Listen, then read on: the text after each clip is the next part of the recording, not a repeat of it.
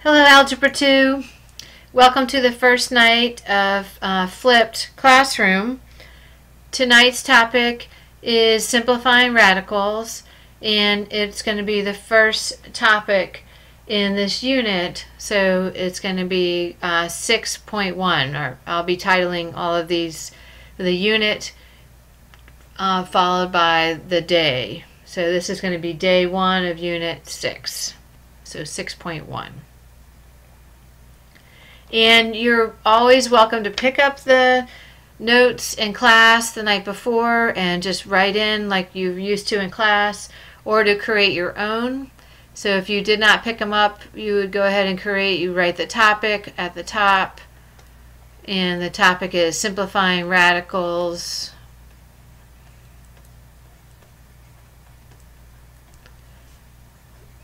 And it's helpful to label them. And this is 6.1 because it's unit 6 and day 1, so 6.1. It's also important to know the essential question, and tonight's essential question is, what does the radical sign mean, and when is a radical simplified? And that's where we're going to start off, first with some vocabulary. And so if you probably remember from Algebra 1, this is called a radical sign. And then what's inside or underneath the radical sign is called a radicand. And this item right here is called the index. And if there's no index, then you know it's a 2. And that's the most familiar one we have, our square root. So if there is no number listed here for the index, then it is known to be a 2. So there's 4 items that must be met to ensure that a radical is simplified. And the first one is that the index must be as small as possible. The second one is that the radicand, what's inside, it contains no factors besides 1 that are the nth powers of an integer or polynomial. And this one is the one we're going to be working with the most tonight. The 2 others that are important and we'll be dealing with later in the unit are the radicand can contain no fractions, so there can't be a fraction in this radicand. And lastly, there's no radicals can appear in the denominator. And we'll be talking about what we do when that happens in our next video. Okay, so tonight we'll mostly be talking about this, the radicand, how to simplify the radicand. So let's first make sure we understand what does the radical sign mean. And the essential understanding to that is that just remember that to every power there is a root. So just like when there are squares or second powers, there are square roots. So if we look at our example here listed of 5 squared, that equals 25. So 5 would be a square root of 25. Similarly, 5 cubed is equal to 125. So 5 is the cube root of 125.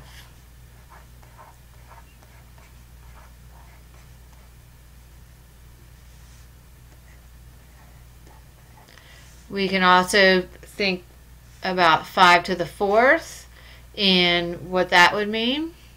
So 5 to the 4th, that would be 625, which means that 5 is the 4th root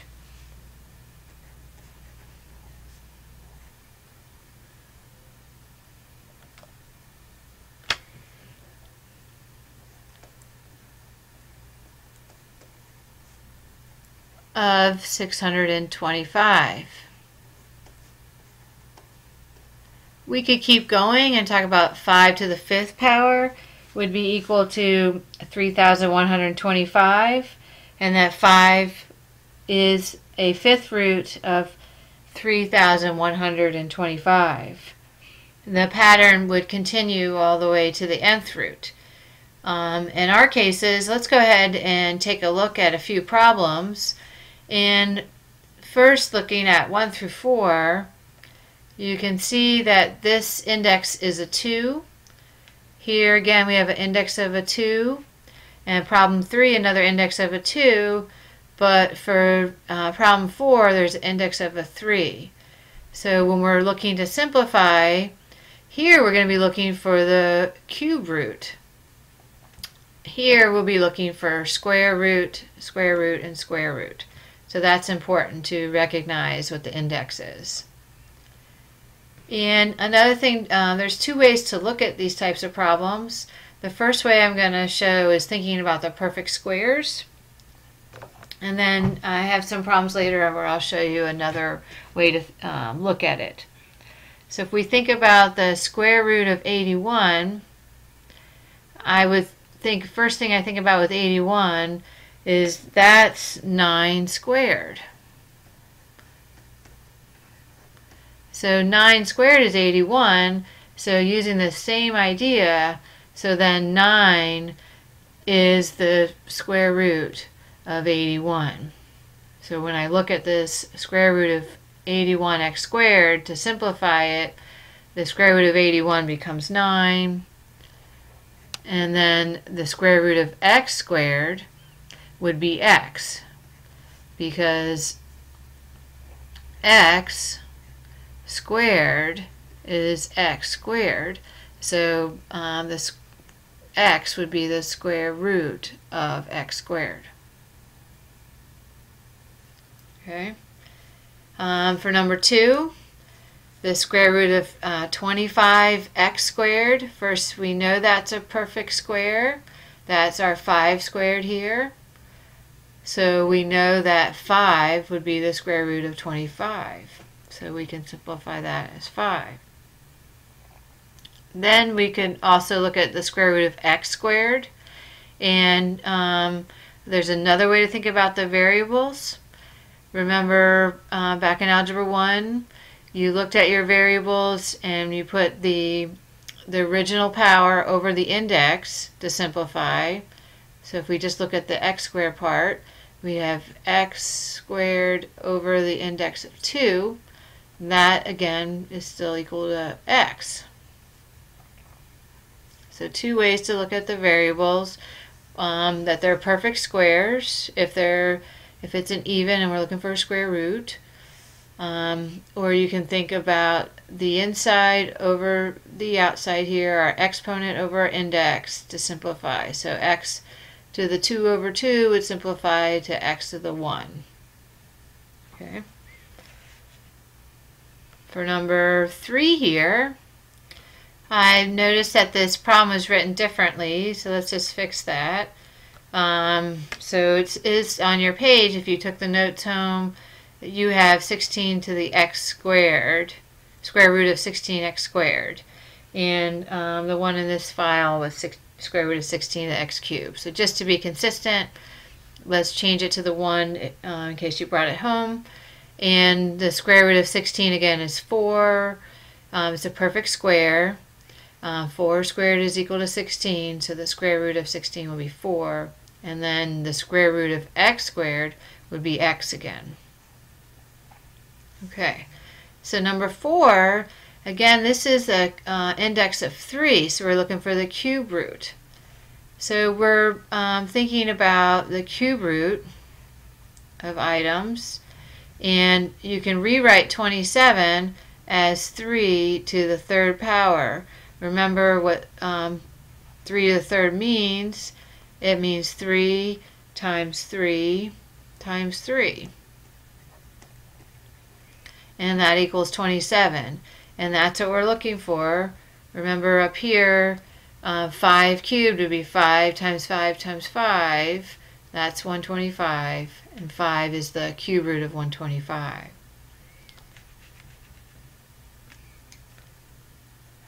So if we're going to simplify the cube root of 3 cubed x cubed, we would get 3x, because the cube root of 27 is 3 and the cube root of x cubed is x.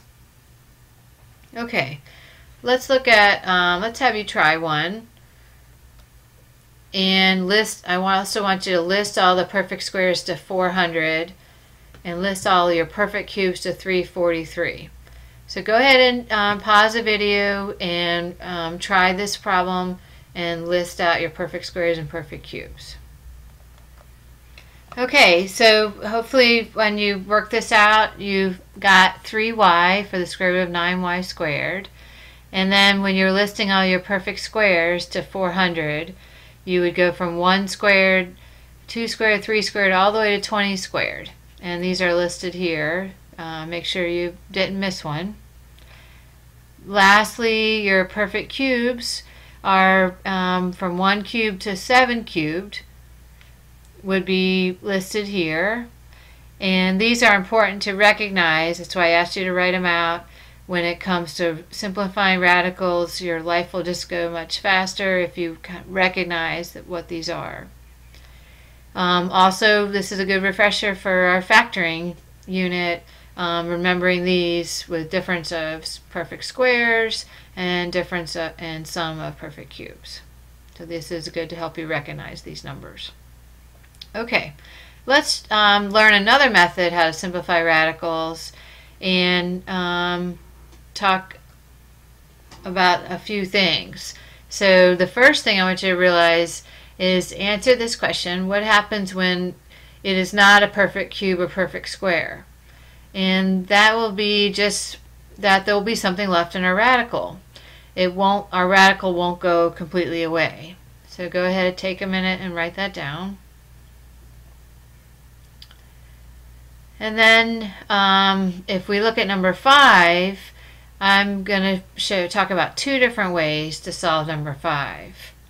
So the first way is, also notice the index here. For number 5 we have a cube, so we're looking for the third root, the cube root. Look at 6, our index is 2, and 7, our index is 2, so we'll be looking for square roots. And the first way I showed was we're looking for perfect cubes for number 5.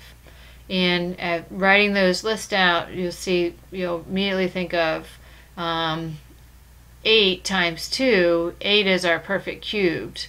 So the cube root of 8 would be 2. So that is a perfect cube, so that would come out. But this other factor, this 2, is not a perfect cube, so it will stay inside our radical. And our index, don't forget to write it, keep our index with 3. You must not forget to write that. You only can leave it off when it's a square root. The second way that I want to show you now, I learned from another teacher at Stewart, and we call this the jail method. So this radical, if you think about that as like bars for a jail, and then the index is the type of jail it's in. So here we have an index of 3. Again, number 6 will have an index of 2, and 7 another index of 2. So our index of 3, we're going to be looking for groups of the same item with 3 of them are like, that will come out. If it's an index of 2, we'll be looking for pairs that are exactly the same. And the key is, so 8 can be written as 2 times 2 times 2, and all 3 would come out, and only 1 makes it out. The other 2 are crossed off. So you would get the same answer, 2 times the cube root of square root of 2, the cube root of 2, so this 2 gets left in. If you look at number 6 and number 7, then you can see the 2 methods done for 6 and 7. So on the left here is our jail method, and the right is our perfect square method. So for 6, we rewrote the square root of 8 as 2 times 2 times 2, so those factors can be pulled out, the pairs, and be 2 square root 2. 7 is another example to try. See if you